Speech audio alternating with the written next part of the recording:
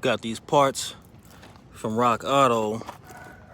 This particular driver's side door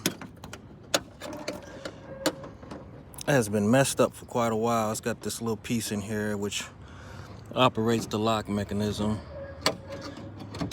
So got these parts. I think this one's for the left door. I think this one's the right driver's side door.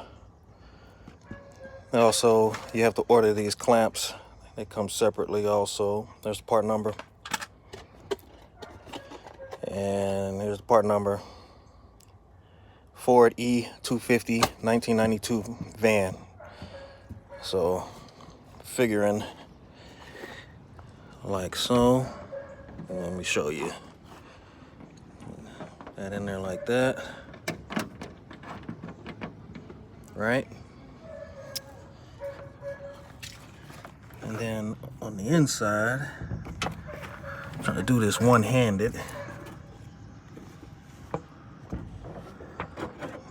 Inside,